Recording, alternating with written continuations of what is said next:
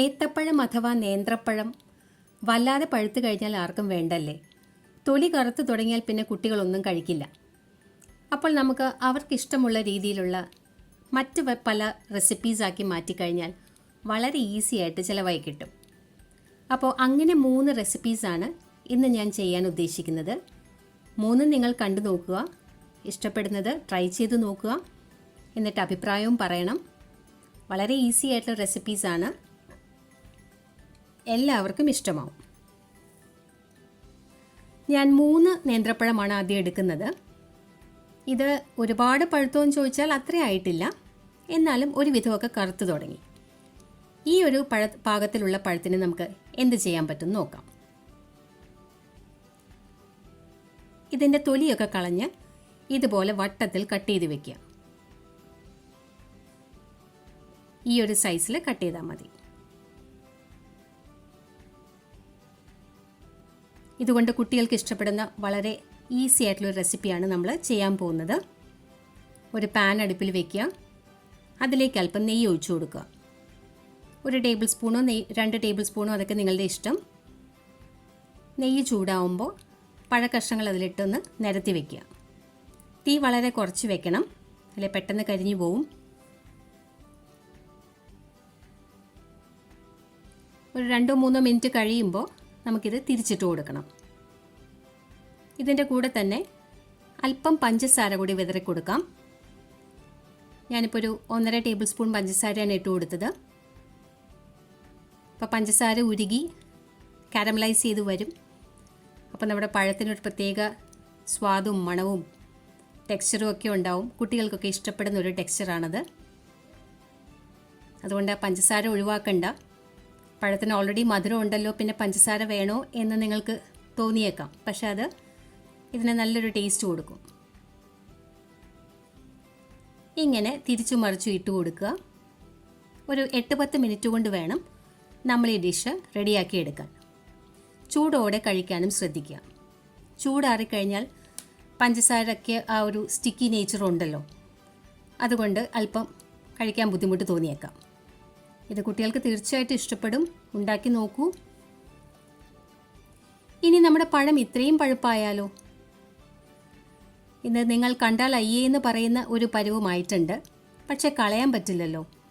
ഇതുകൊണ്ട് നമുക്ക് ചില സൂത്രങ്ങളൊക്കെ ഉണ്ടാക്കാം. ഏതായാലും ഈ പഴം കൊണ്ട് ഞാൻ 2 ഐറ്റമാണ് ഉണ്ടാക്കുന്നത്. ഒന്നൊരു ബനാന പുഡിംഗ്, പിന്നെ നമ്മുടെ പഴം പ്രഥമൻ അഥവാ പഴം പായസം. പഴം ഞാൻ 2ആയി കട്ട് ചെയ്തെടുത്തിട്ടുണ്ട്. ഇനി ഇത് നമുക്കൊന്ന് വേവിച്ചെടുക്കണം. വെള്ളത്തിലിട്ട് വേവിക്കരുത്, ഒരു സ്റ്റീമറിൽ വെച്ച് ആവി കയറ്റി വേവിക്കുക. എൻ്റെ സ്റ്റീമറിൽ വെള്ളം ചൂടായി തുടങ്ങി. പഴം വെച്ച് കൊടുക്കാം. ഒരു 10 മിനിറ്റ് അടച്ച് വേവിക്കുക. പെട്ടെന്ന് തന്നെ വേവും. നല്ലപോലെ പഴുത്ത പഴമാണല്ലോ, തൊലിയൊക്കെ വിട്ടുപോരും. ഇത് വെന്ത് ചൂടാറിയ ശേഷം നമുക്ക് തൊലിയൊക്കെ കളഞ്ഞ് ഉള്ളിലെ ആ അരിയും നാരും എല്ലാം മാറ്റണം. എന്നിട്ട് മിക്സിയിലിട്ടൊന്ന് നല്ലപോലെ അടിച്ചെടുക്കുക. ഇതങ്ങനെ അടിച്ചെടുത്തതാണ്, നല്ല പേസ്റ്റ് പോലെ അരിഞ്ഞിട്ടുണ്ട്. നമ്മൾ പുഡിംഗ് ഉണ്ടാക്കാനാണ് പോകുന്നത്. ഇത് ശർക്കര ഏകദേശം ഒരു 200 ഗ്രാം ശർക്കര ഉണ്ടാവും, ഉരുക്കി അരിച്ച് വെച്ചിരിക്കുകയാണ്. 1 ടേബിൾ സ്പൂൺ കോൺഫ്ലവറും എടുത്തിട്ടുണ്ട്. ഇതല്പം വെള്ളം ഒഴിച്ചൊന്ന് മിക്സ് ചെയ്യണം. നിങ്ങൾ പുഡിംഗ് മാത്രമായിട്ടാണ് ചെയ്യുന്നതെങ്കിൽ ഈ 1 ടേബിൾ സ്പൂൺ കോൺഫ്ലവർ പോരാ, 3 ടേബിൾ സ്പൂൺ എടുക്കുക. ഞാനിപ്പോൾ പായസവും കൂടി ഉദ്ദേശിച്ചിട്ടായതുകൊണ്ട് കുറച്ച് ഉപയോഗിക്കുന്നതേ ഉള്ളൂ.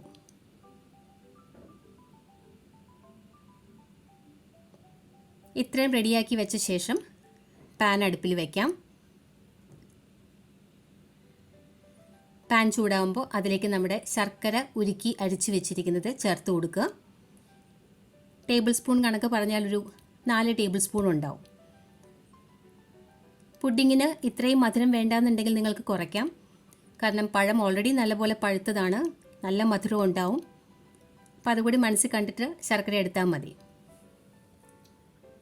ശർക്കര നല്ലപോലെ തിളച്ച് വരുമ്പോൾ അതിലേക്ക് നമുക്ക് പഴം ചേർത്ത് കൊടുക്കാം. ഈ പഴം ശർക്കരയിൽ കിടന്ന് നല്ലപോലെ മിക്സായി വരട്ടെ.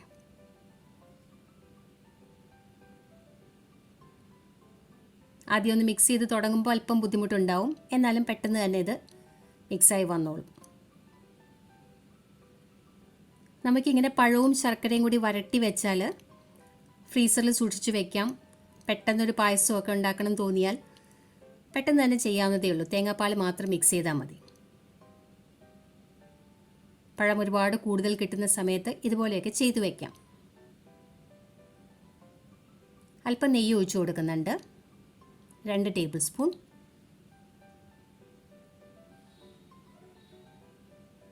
ഒന്നുകൂടി വരണ്ട് വരട്ടെ.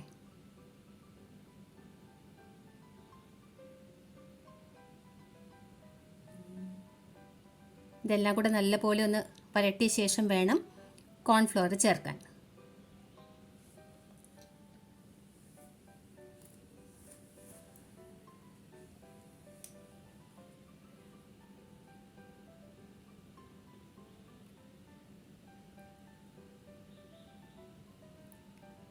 ഇനി ഇതിലേക്ക് ഞാൻ അല്പം കാഷ്യൂ നട്ട് ചേർക്കുന്നുണ്ട്.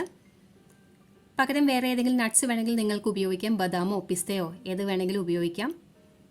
വളരെ സോഫ്റ്റ് ആയിട്ടുള്ള പുഡിംഗ് ആയതുകൊണ്ട് ഇടയ്ക്ക് എന്തെങ്കിലും കടിക്കാൻ കിട്ടുന്ന ഒരു ടേസ്റ്റ് ആയിരിക്കും. ഇനി നമുക്ക് കോൺഫ്ലവർ ചേർക്കാം.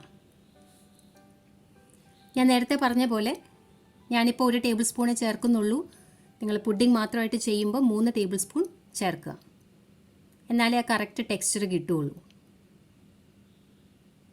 ഈ കോൺഫ്ലവറും കൂടി ഇതിൽ കിടന്ന് നല്ലപോലെ മിക്സായി വരുമ്പോൾ നമുക്ക് തീ ഓഫ് ചെയ്യാം.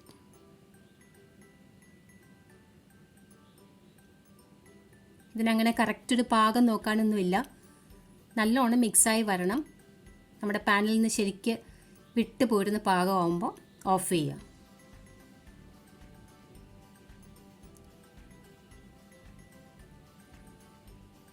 നമ്മുടെ പുഡിംഗ് റെഡി. ഇനി ഈ വരട്ടി വെച്ചതിൽ നിന്ന് തന്നെ ഒരു പോർഷനാണ് ഞാൻ പായസത്തിന് ഉപയോഗിക്കുന്നത്. അപ്പോൾ അതുകൊണ്ട് എൻ്റെ പായസത്തിലിപ്പോൾ ഒരു സംഗതി എക്സ്ട്രാ ഉണ്ട്, കോൺഫ്ലവർ. പായസം ഉണ്ടാക്കുമ്പോൾ നിങ്ങൾ കോൺഫ്ലവർ ചേർക്കേണ്ട ആവശ്യമില്ല. അല്പം നെയ്യ് ചേർത്ത് കൊടുക്കുന്നുണ്ട്.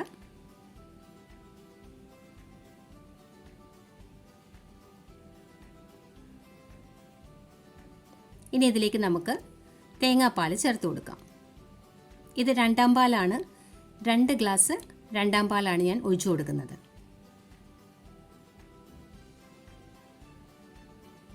ഇതെല്ലാം കൂടെ നല്ല പോലെ ഒന്ന് വരട്ടിയെടുക്കണം. മിക്സായി വരുമ്പോൾ ഇതിൻ്റെ കളറൊക്കെ ചേഞ്ച് ആവും. ഒരു ലൈറ്റ് ബ്രൗൺ കളറിലേക്ക് വന്നിട്ടുണ്ട്.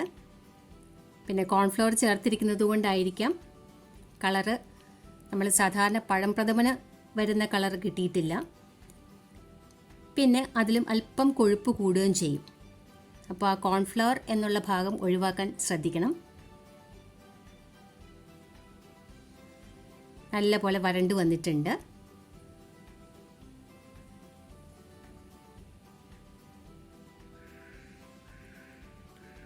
ഇനി ഇതിലേക്ക് നമുക്ക് 1 പാൽ കൂടി ചേർത്ത് കൊടുക്കാം.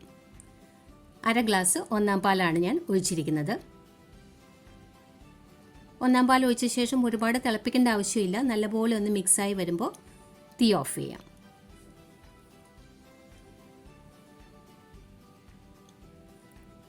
കളർ അല്പം കുറഞ്ഞിട്ടുണ്ടെങ്കിലും നമ്മുടെ പായസത്തിന് സാധാരണ സദ്യകൾക്ക് കിട്ടുന്ന അതേ പായസത്തിന് ടേസ്റ്റ് ഉണ്ടാവും. ഞാൻ അല്പം ചുക്കുപൊടിയും ജീരകപ്പൊടിയും ചേർത്തിട്ടുണ്ട്. ഇനി ഒന്ന് തേങ്ങ കൂടി വറുത്തിട്ടാൽ പായസം കംപ്ലീറ്റ് ആവും. 1.5 ടേബിൾ സ്പൂൺ നെയ്യ് ചൂടാക്കിയിട്ടുണ്ട്. അതിലേക്ക് അല്പം തേങ്ങാക്കൊത്ത് ഇട്ട് കൊടുക്കാം. ഈ തേങ്ങ നല്ലപോലെ ഒന്ന് മൂപ്പിച്ചെടുക്കുക, ഒരു ബ്രൗൺ നിറം ആവുന്നവരെ.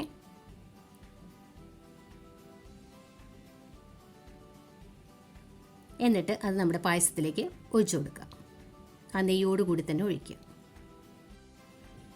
അങ്ങനെ നമ്മുടെ പഴം പ്രഥമനും റെഡി ആയിട്ടുണ്ട്. ഈ 3 റെസിപ്പീസും നിങ്ങൾക്ക് ഇഷ്ടമായെന്ന് കരുതുന്നു. ട്രൈ ചെയ്ത് നോക്കിയിട്ട് അഭിപ്രായം പറയുമല്ലോ. ഇനി ഒരുപാട് പഴുത്ത പഴമൊന്നും കളയണ്ടല്ലോ. Thank you for watching.